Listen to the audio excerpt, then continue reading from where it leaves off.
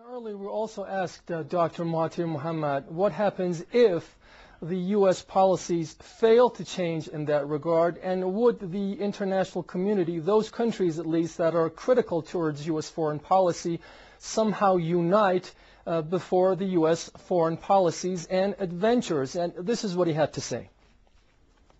Well, all this while, there have been countries which are very critical of America, but I have not seen them unite in any way. They may have a similar stand on certain issues, but once the issues is resolved, they don't have that common stand anymore. So in this case also, if he fails to honor his undertaking to change, he may change with regard to other things, but with regard to Israel, he will not change, and there will be no concerted effort by the nations which are disappointed with his action, going to take they will not take any action together.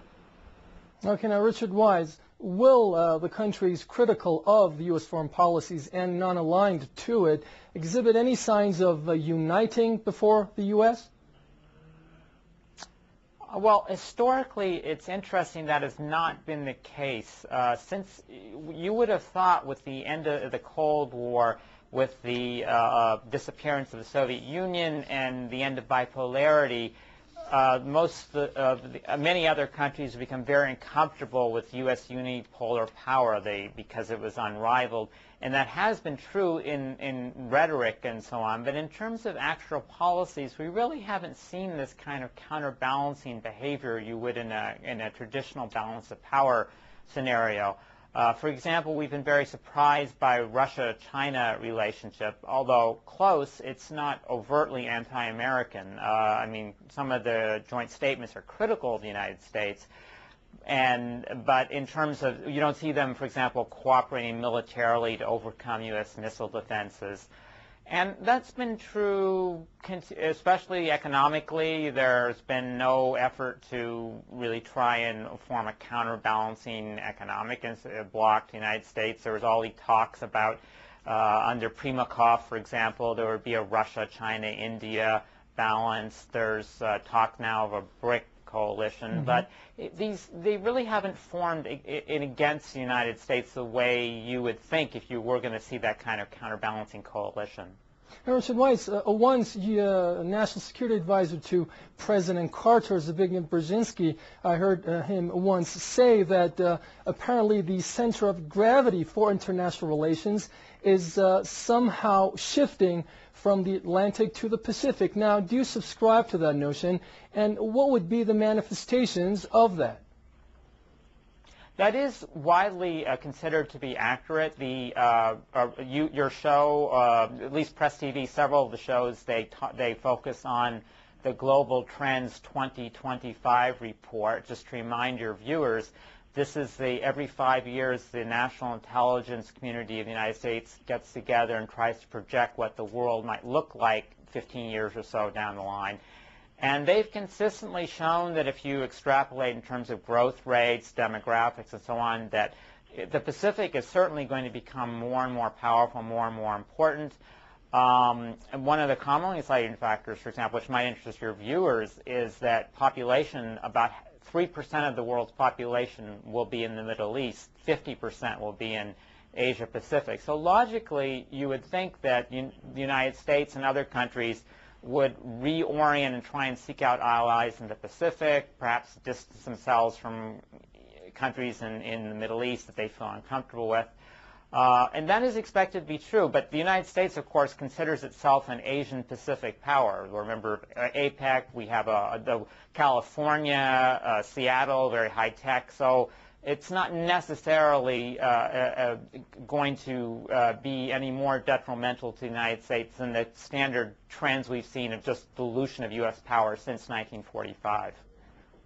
Now, Didrik Mohammed, do you think that Obama's administration is going to reinforce that hegemonic image of the United States in the world? No, I do believe that President-elect Obama is going to try to push forth the United States as a strong leader in the world, but as much more a leader in a in a multinational world, and try to use much more international institutions in his foreign policy. And I believe that's a recognition of a change that is occurring, in that it's, I agree that I don't see a international coalition against the United States emerging, but I do believe that we see countries that are coming together in their own self-interest, creating, whether it's most of the time more around economic alliances and sometimes around moral issues. I mean, I think it's interesting the way Venezuela has been openly supportive of the Palestinian people and openly supportive of Lebanon and Hezbollah, and even the kind of economic relations that are strengthening between China and various countries in Latin America, or even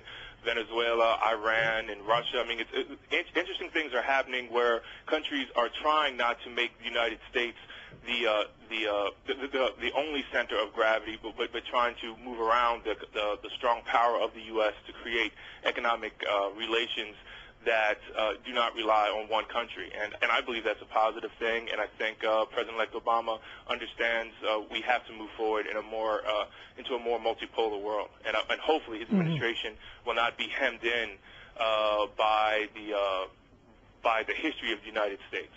And Dedrick Mohammed, if President-elect Obama were to honor his message of change, what would be the first thing that he needs to change in U.S. foreign policy to achieve that? It looks, I think, things have greatly been complicated by this Israeli attack on Palestine. President-elect Obama had talked about having a dialogue and having a speech in a Muslim country, trying to develop better relations between the United States and the Islamic world. And I think this attack by Israel has really helped limit the opportunities to do such a thing. And, he has a pretty full plate now, with the United States economy in serious trouble, as well as the United States engaged in 2 wars in Iraq and Afghanistan, and now indirectly greatly involved in this Israeli invasion into Palestine. So where his first step will be, I'm sure he will continue in efforts to try to minimize the presence of the United States in Iraq. We'll see what he does with Afghanistan, and then the untenable position of trying to make a quick turn of U.S. policy of reining in Israel without losing some of the domestic support that's required to get politics done in this country, which is radically pro-Zionist.